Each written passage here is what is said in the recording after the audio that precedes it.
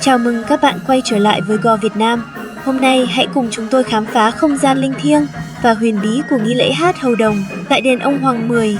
Đâu là ý nghĩa thực sự của nghi thức này? Liệu đây có phải là một hình thức mê tín hay là một di sản văn hóa cần được bảo tồn? Hãy cùng tìm hiểu ngay sau đây.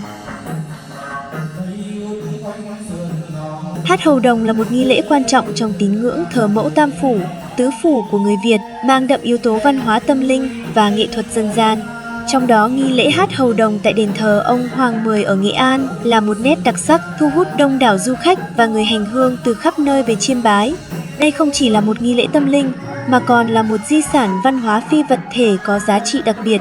Ông Hoàng Mười là một trong 10 vị ông hoàng trong hệ thống thờ mẫu, thường được xem là vị thánh chuyên ban phát tài lộc công danh và che chở cho nhân dân.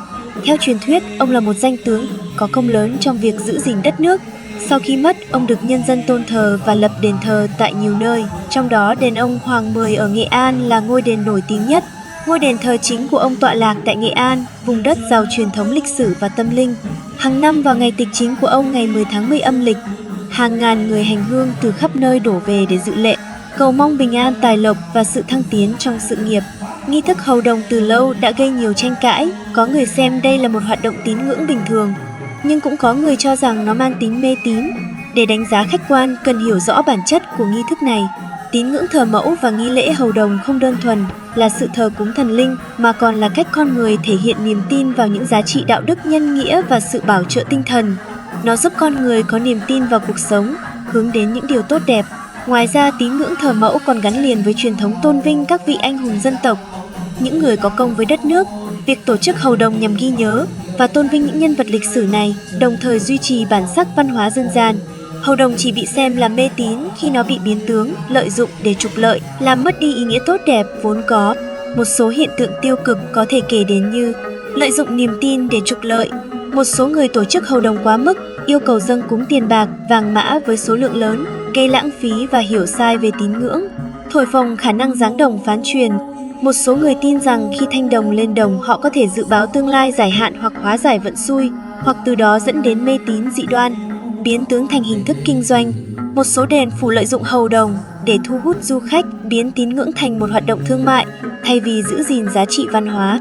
Ngày nay, hầu đồng đã được nhìn nhận như một loại hình văn hóa dân gian thay vì là một hiện tượng mê tín dị đoan. Việc bảo tồn nghi thức này cần đi đôi với việc loại bỏ những yếu tố tiêu cực để giữ gìn bản sắc truyền thống. Nhà nghiên cứu văn hóa và các cơ quan quản lý đã khuyến khích việc thực hành hầu đồng theo hướng giữ gìn nghệ thuật dân gian, không cổ súy cho những hoạt động bói toán giải hạn sai lệch. Khi được thực hiện đúng cách, hầu đồng không chỉ là một nghi thức tín ngưỡng, mà còn là một sản phẩm văn hóa độc đáo, góp phần làm phong phú thêm kho tàng văn hóa Việt Nam. Hát hầu đồng trong đền thờ ông Hoàng Mười ở Nghệ An là một nghi thức mang giá trị văn hóa tâm linh và nghệ thuật cao.